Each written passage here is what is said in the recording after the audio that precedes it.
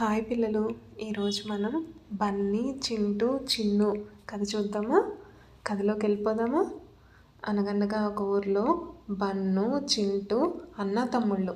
తెల్లవారితే వాళ్ళ చెల్లి చిన్ను పుట్టినరోజు. అందుకే వాళ్ళ నాన్న ముందు రోజు రాత్రి చాక్లెట్స్, బిస్కెట్స్ అన్నీ తీసుకొచ్చారు. అదంతా చిన్ను, బన్ను, చింటూ ముగ్గురు చూశారు. మరుసటి రోజు ఉదయానికి వాటిల్లో కొన్ని చాక్లెట్స్, బిస్కెట్స్ కనిపించకుండా పోయాయి. అదేంటి, రాత్రి ఇక్కడే కదా పెట్టాను, అంతలోనే ఎలా మాయమైపోతాయి అనుకున్నారు వాళ్ళ నాన్న. అమ్మని అడిగినా లాభం లేకుండా పోయింది. దాంతో ముగ్గురు పిల్లల్ని అడిగారు. దానికి వాళ్ళు నాకు తెలియదంటే నాకు తెలియదు అని సమాధానం ఇచ్చారు. అప్పుడు ఎవరు తీసుకున్నారో చెబితే వాళ్ళకి ఇంకా పెద్ద చాక్లెట్లు కొనిస్తాను, ఏమీ అనను, చెప్పండి అని అడిగారు. దాంతో పిల్లలు ఒకరి ముఖం ఒకరు చూసుకుంటూ మౌనంగా నిలబడ్డారు.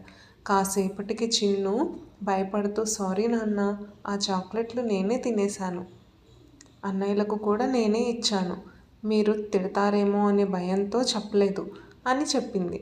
దాంతో ఆయన చిన్నుని దగ్గరికి పిలిచి మరిన్ని చాక్లెట్స్ ఇచ్చారు. అప్పుడు బన్ను, చింటూ, ఏంటి నాన్న, చెల్లి చాక్లెట్ తీశానని చెప్పినా ఏమీ అనలేదు, పైగా మళ్ళీ తనకే చాక్లెట్లు ఇచ్చారు, మమ్మల్ని మాత్రం పట్టించుకోవటం లేదు అని అడిగారు. మనం ఎప్పుడూ అబద్ధాలు చెప్పకూడదు, అలాగే పెద్దవాళ్ళు అడగకుండా ఏ వస్తువులు తీసుకోకూడదు. ఒకవేళ తెలియక చేసినా అడిగినప్పుడు చెప్పాలి, తప్పు ఒప్పుకోవాలి. ఇప్పుడు నేను చెల్లికి ఇచ్చింది నిజాయితీకి ఒక బహుమతి అన్నమాట అన్నారు వాళ్ళ నాన్న. అలాగే నాన్న, ఇంకోసారి అలాంటి పనులు చేయం అన్నారు ముగ్గురు. అందరూ కలిసి చిన్ను పుట్టినరోజు వేడుకకు తయారయ్యి చిన్ను పుట్టినరోజు చక్కగా చేసుకున్నారు. చూసారా పిల్లలు, అబద్ధం ఆడినా మన పెద్దవాళ్ళ దగ్గర మనం దాయకూడదు, నిజాయితీగా ఉండాలి. సరేనా?